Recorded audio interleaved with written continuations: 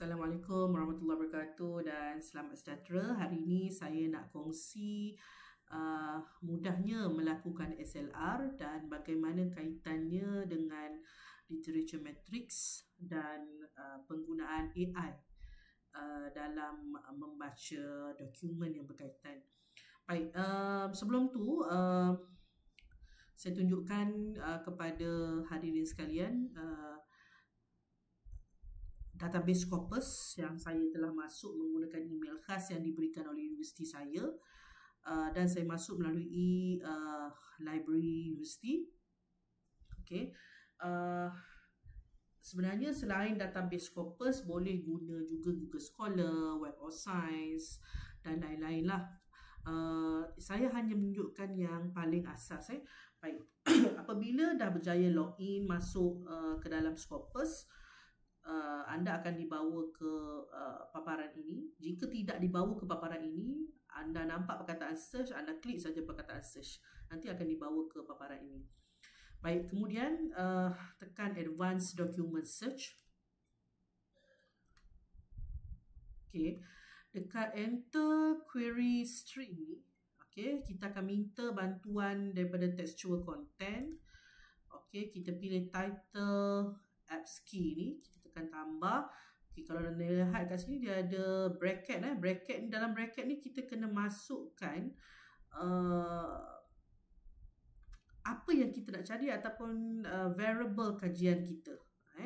Contoh saya bagi satu variable dummy dekat sini, iaitu digital literacy, kemudian social support, kemudian STEM career. Okey, jadi saya nak cari dekat Scopus ni. Okay. Pertama sekali, dalam bracket tu kita kena mulakan dengan simbol pembuka kata. Masukkan variable yang kita hendak cari, digital literacy. Kemudian kita tutup. Kemudian kita letak perkataan OR ataupun O. Lepas tu kita pembuka kata sekali lagi. Kita type social support. Okey, seterusnya kita letak sekali lagi O, STEM career. Okey, kemudian kita pun search.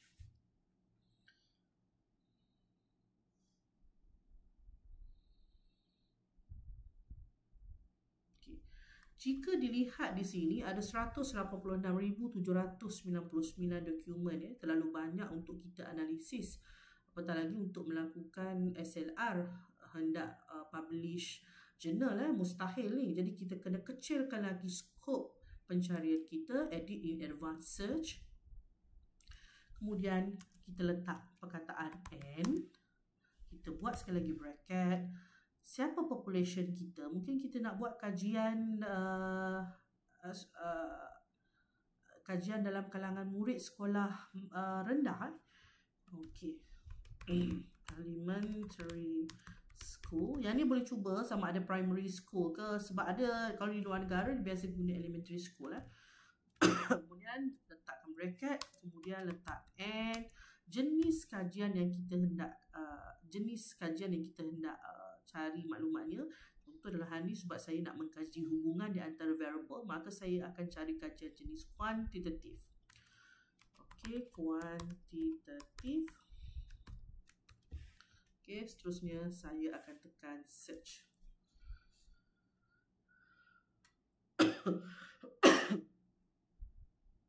Okay, masih lagi banyak dokumen 608. Okay. Sekarang ni kita ada dua cara. Sama ada kita kecilkan scope di bahagian edit in advanced search ataupun kita kecilkan dekat filters. Okay. Katakanlah kita nak cari range tahun, kita kena cari yang agak logik dengan kajian kita. Contoh STEM. Kalau kita cari bermula tahun 1920, macam tak berapa logik, sebab STEM ni dia berkait dengan teknologi, perkembangan teknologi, dan digital literacy pun sama. Kalau kait tahun 1920, saya tak pasti. Saya rasa agak sukar untuk dapat agak mustahil, ataupun kalau ada pun dia akan jadi terlalu banyak. Jadi kita cuba letak dekat sini. Mungkin kita boleh letak 2014, 10 tahun ke belakang hingga 2024. Masih lagi banyak, 477.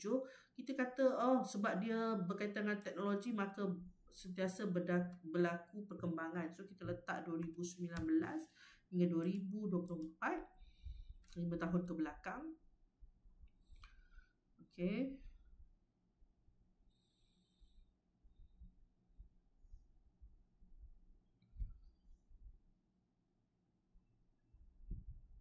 Tengok dia ambil masa yang lama untuk cari. Masih lagi banyak 360 dokumen.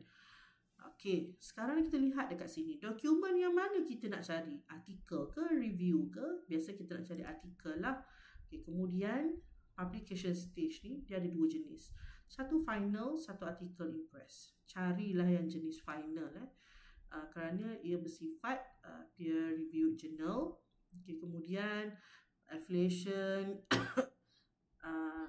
funding sponsor tu tak ada kaitan dengan kita lah. Okay.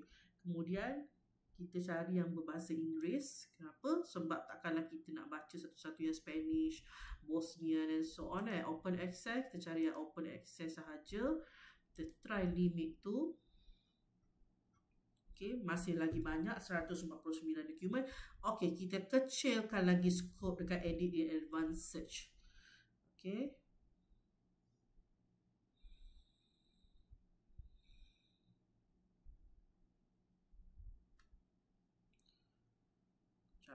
Dia akan ambil masa yang sama loading, ambil masa yang lama loading. Okey, dekat sini saya akan edit. Okey. And saya nak cari yang di Malaysia ataupun apa-apa yang berkaitan dengan Malaysia. Okay, search.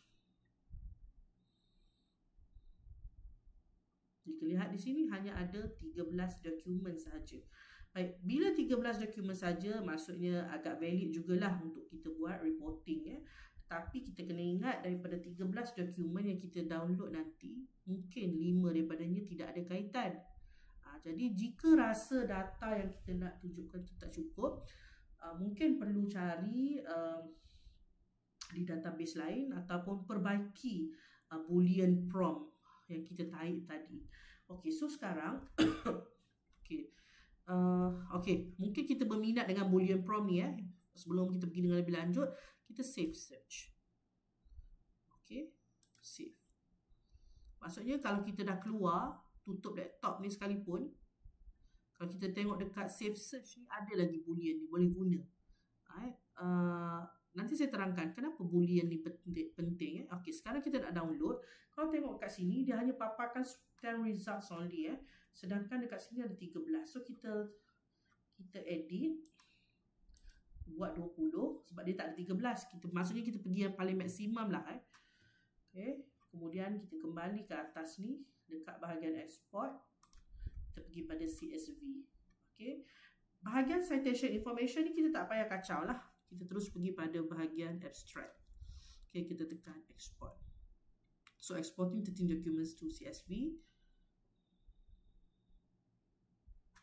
Okay, so kita klik jurnal-jurnal yang telah berjaya dikumpulkan. Kalau lihat kat sini ada 13 jurnal semuanya. Baik, pertama sekali bila dapat jurnal-jurnal ni, saya suka tambah 2 kolom di hadapan. Okay, tekan insert. Okay, kemudian saya akan ambil title, saya cut, saya paste. Saya ambil abstract, saya cut, saya paste. Kolom yang kosong tadi saya delete. Okey. Kenapa? Sebab terlalu jauh di antara title dengan abstract, sedangkan kedua-dua ni mainkan peranan yang sangat besar dalam kita nak mencari jurnal yang berkaitan, dalam kita nak search dekat internet nanti. Okey, so sekarang bila dah dapat dua ni, kita pun pergi dekat view. Kita freeze pane. Okey, so dia kejung dekat situ lah. Ayat mudah kejung. So dekat yang kosong-kosong ni kita masukkan kod. Okey. Kita nak tengok dalam kita dapat jurnal ni, kita nak cari apa sebenarnya? Oh, tadi kajian saya nak cari hubungan di antara beberapa variable. Jadi kita letakkan coding dia. Kalau tengok dekat sini, digital literacy saya letak DL, social support saya letak SS, STEM career saya letak SC. So saya pergi balik dekat sini, saya nak cari hubungan antara digital literacy dengan social support, digital literacy dengan STEM career. Dekat sebelah ni saya akan letakkan screen. Dekat sebelah ni saya akan letakkan reason. Screen bermaksud kita nak tapis dokumen yang kita cari ni mematuhi kriteria yang kita nak ataupun tidak. Reason, kalau kita reject, sebab apa? Jadi kita dah ada sebab kat sini. Sebab ni juga kita akan laporkan dalam jurnal yang akan diterbitkan nanti. Kenapa awak buang 2 jurnal? Oh, kerana berbentuk kualitatif contohnya. Okey, untuk screen ni saya ajar sikit. Kita tulis dulu kat sini yes, no, maybe. Kemudian kita hala balik dekat sini. Kita pergi dekat data, kita nak buat drop down menu kita pergi dekat data validation, allow, kita pergi list, kemudian source, kita pergi dekat sini. Okay, so dia dah dapat baca lah dekat mana empunya je, kemudian kita tekan OK. So kalau lihat dekat sini dia ada yes, no, maybe, so kita halakan sampai keluar hitam, tambah hitam ni, so kita drag. Okay, so setiap ni dah ada drop down menu. Okay, so kita pergilah kembali kepada yang kita nak tadi. Okay, let's say lah kita pergi pada journal yang pertama. Kita baca abstract, tak payah baca tajuk pun, baca abstract. Okay, kalau tak nampak ni tarik lagi ke bawah. Oi, panjang benar. Okay, baca. Oh, dalam ni konon kata ada digital literacy, ada significant relationship with social support. So kita pun tandakan dengan warna hijau. Dapat kesan 1 bukti. Pada masa yang sama tak ada pula sebut pasal digital literacy dengan STEM apa tadi career. So tak apa, jangan panik. Okay, so boleh guna tak kajian ni? Boleh, sebab kebetulan tadi masa dekat abstract dia ada sebut kajian ni berbentuk kuantitatif. Kenapa pula pasal kuantitatif ni? Sebab kita punya boolean tadi adalah berkaitan dengan kuantitatif. So maksudnya kita kena patuhilah syarat ni. Jadi kita pun kata yes. Okay, kita pergi yang kedua pula. Abstract, baca. Oh, ada hubungan di antara digital literacy dengan STEM career. So kita tanda hijau. Again, kuantitatif ke kualitatif? Kuantitatif. So yes. Okay, kita pun baca yang ketiga. Baca ketiga, alamak, ni kualitatif rupanya. Okay, kalau dah kualitatif tak payah baca lah. Terus je tanda apa? No. Reason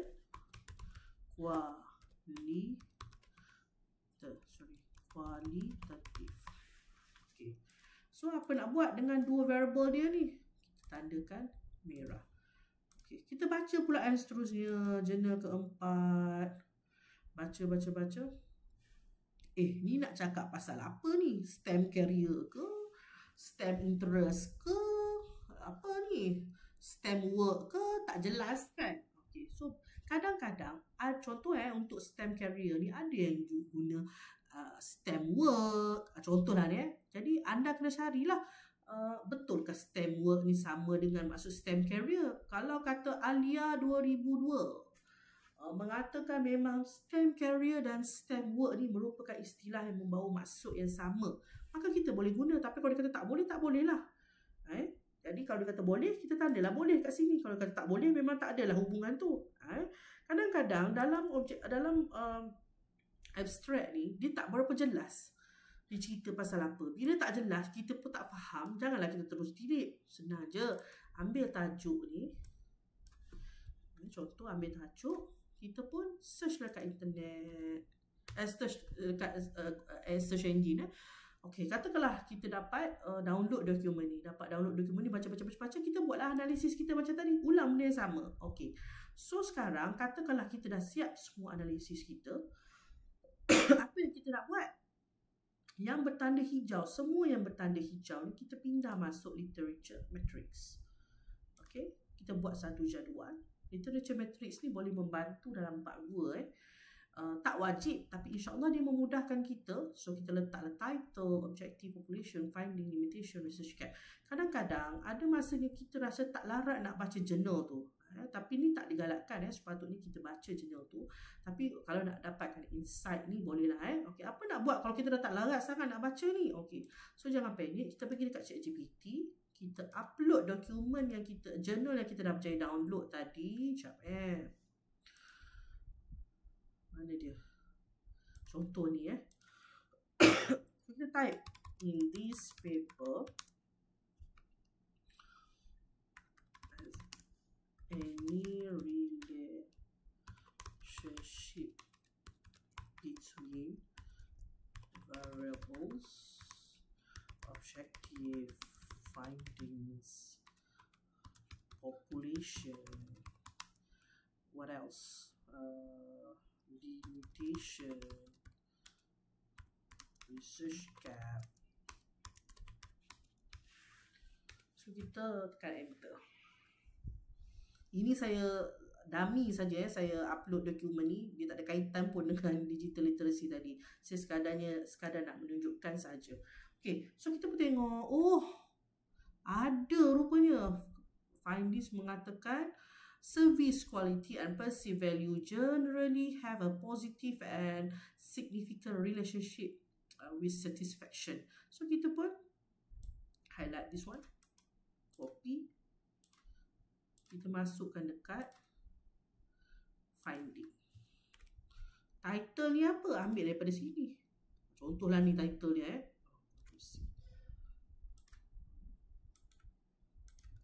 Dan seterusnya lah, objektif yang kita dah cari dekat ChatGPT tadi, kita copy paste. Okay. Okay, sekarang ni kita kembali kepada jurnal yang kita muat table yang kita berjaya download daripada Scopus tadi. Okay, macam mana nak report untuk buat jurnal, untuk tulis artikel jurnal ni? Okay, sebenarnya untuk SLR salah satu teknik pelaporannya menggunakan Prisma. Saya tak pasti kalau ada teknik lain. Macam hari itu saya terbaca ada lebih daripada satu. Okay, tapi saya lebih suka guna Prisma. Okay. Kenapa Prisma ni dia dah tolong letakkan siap-siap untuk kita. Contoh kita pergi dekat Prisma statement. Okay, Prisma statement, kita tekan dekat sini, dia ada Prisma 2020 checklist. Apa benda Prisma 2020 checklist ni? Ni dia. Maksudnya, bila kita nak tulis jurnal tu, artikel jurnal tu, kita kena ikut semua syarat ni. Kita kena report. Contoh identify the report as a systematic review. Maksudnya, bila kita nak buat tajuk kajian kita tak boleh cakap hubungan di antara digital literacy dan social support. Tak boleh. Dia kena cakap relationship between, relationship between digital literacy and social support, a systematic literature review. Kena ada perkataan a systematic literature review tu. Location where item is reported ni, kalau tak silap saya faham ialah page. Okay. Dan saya dimaklumkan checklist ini juga perlu dihantar untuk tujuan penerbitan. Dan kita pergi balik pada laman web Prisma tadi, dia ada flow diagram dia. Ada 4 ni yang kena download. Okay, saya tunjuk salah satu. Okay, ini yang saya dah download tadi. Apa ni? Ini ialah proses macam mana kita akhirnya dapat dokumen yang kita nak. Apa maksud dokumen yang kita nak? Dokumen yang bertanda hijau tadi. Macam mana akhirnya dapat yang hijau tadi? Okay, dan bila kita nak guna semua ni? Okay, kita pergi dekat satu contoh jurnal yang saya cari di internet. Allahu Akbar. Banyak kemain. Kita pergi dekat download. Okay. Ini dia mudah je. Kita nak tulis apa-apa penerbitan ni, kita cari yang berkaitan dan hampir sama dengan jenis publication yang kita nak buat. Contoh kalau kita nak buat konsep paper, carilah contoh konsep paper. Macam ni saya nak cari SLR yang ada relationship. Saya suka orang ni tulis. Kenapa? Sebab biasa SLR yang saya jumpa, dia akan guna lebih daripada satu database. Tapi orang ni, penulis ni, mana dia? Dia guna Scopus je. Dekat sini dia kata 23,000 peer-reviewed journals. Banyak tu maksudnya nak cakap credibility journal tu. Okay, kemudian saya suka dekat sini, dekat result. Okay. Contoh okay, katakanlah apa ni? Katakan dekat yang table yang kita boleh download tadi, kita tengok ada yang ni hijau, hubungan di antara DL dengan SS je. DL dengan SC tak ada. So jangan panik. Dia kadang-kadang sebenarnya agak bukanlah mustahil. Jarang kita dapat cari satu journal yang ada semua variable yang kita nak. Jarang. Kalau ada pun mungkin berbeza population, berbeza jenis kajian. Okey, jangan panik. Contoh jadi kenapa saya kata jangan panik? Kita tengok dekat report dekat sini. After conducting an academic literature search, the researchers obtained 22 articles. This one is the final articles, the final articles yang didapat retrieve, yang memang bertanda hijau maksudnya. Okay, so researchers found that articles discussing the relationship between service quality and satisfaction. Orang ni dia kaji pasal service quality and satisfaction. Ada 4 aja daripada 22. So jangan panik kalau kita tak jumpa semua variable kita tu. Tengok dia pun sendiri dapat yang sama. Kemudian dia jumpa pula between relationship between perceived value and satisfaction ada 9 aja. Nampak tak kat sini? Lepas tu dia pun buat conclusion kat sini. This shows that research related to relationship between service quality and perceived value on satisfaction and intention to continue the relationship is still relevant in recent years. Berdasarkan apa yang dia dah analisis lah. Sebab apa kita nak buat satu hubungan yang ada ketidakhubungan ini, biasa kita tengok berdasarkan previous research. Kalau masih ada orang kaji apa semua tu, maksudnya relevan lah tu. Saya tak nak jelaskan banyak berkaitan penulisan ni, tapi saya dah cakap tadi, carilah satu SLR yang menggambarkan jenis kajian yang kita nak buat lah. Okay. Okay, saya pangkah yang tu dulu. Okay, so saya dah jelaskan yang ni, so saya pangkah. Seterusnya kita pergi pada yang ini, literature matrix ni. Untuk literature matrix ni, tadi yang kita download daripada Scopus tu kan dapat dalam 13 kan. Tak adalah saya cakap literature matrix pun kena 13 saja habis nak support kita punya kajian yang tebal tu macam mana kan. Untuk literature matrix ni carilah daripada sumber lain juga, tambahlah kat bawah-bawah ni. Yang saya asal buat literature matrix ni sebab saya nak pindahkan maklumat daripada SLR tadi ke sini.